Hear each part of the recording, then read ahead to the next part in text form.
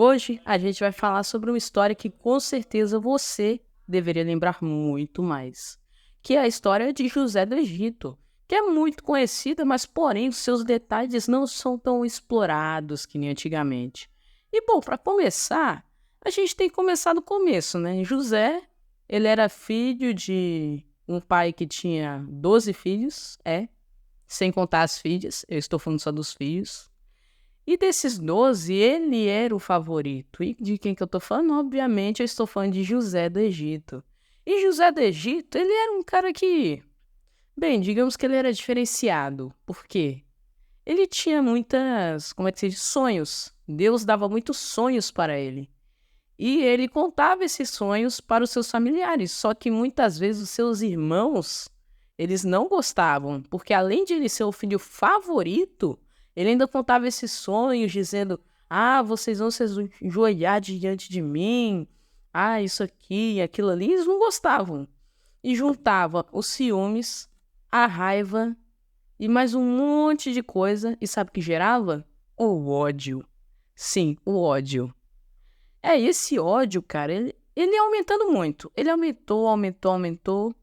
Até que teve um momento em que, assim que eles tiveram a oportunidade, eles se livraram de José. Que foi quando José ele foi para o campo, que o pai dele tinha mandado ele ver o que os irmãos dele estavam fazendo.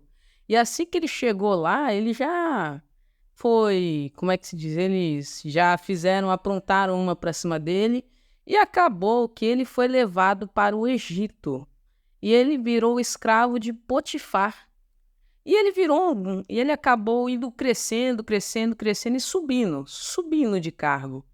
E até que ele era um administrador-chefe da casa de Potifar. E a sua esposa, ele era um homem muito atraente. E a esposa de Potifar, ela cresceu os olhos para cima de José. E teve um dia em que eles dois estavam sozinhos, em que ela chamou José para coisas inapropriadas, ela seduziu. Só que José, como ele era um homem íntegro, um homem de Deus, ele não aceitou isso. Ele recusou e ele saiu correndo que a esposa de Potifar estava tentando obrigar ele a ficar com ela. E bom, acabou que ela acabou gerando a mentira que levou José à cadeia, à prisão. E lá, no fundo da prisão, foi que Deus ele arranjou a oportunidade perfeita para José mudar de vida. Aconteceram vários eventos dentro da prisão e acabou que o rei ele teve vários sonhos que perturbaram ele. O rei, o faraó do Egito. E um desses empregados de faraó, ele contou de José, quando ele ainda estava na prisão, como é que se diz? Da revelação dos sonhos que o empregado de Faraó teve. E Faraó pensou, ele chamou José para poder revelar o significado do sonho das 7 vacas magras e das 7 vacas gordas. E José, não foi José que revelou o significado do sonho, foi Deus.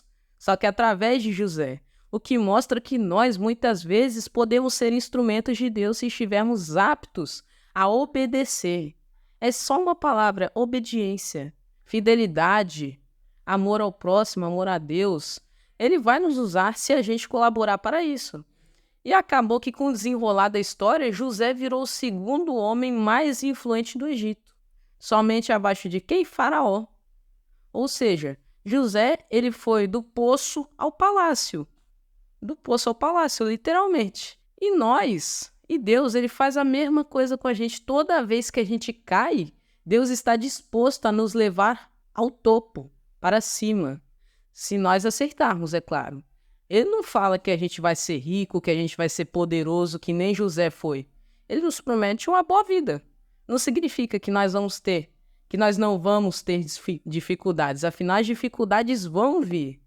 Na Bíblia fala que no mundo tereis aflições, mas não tema, eu venci o mundo. Então no mundo nós teremos aflições, mas assim como José fez, nós temos que aprender a lidar com essas aflições para podermos passar por cima delas.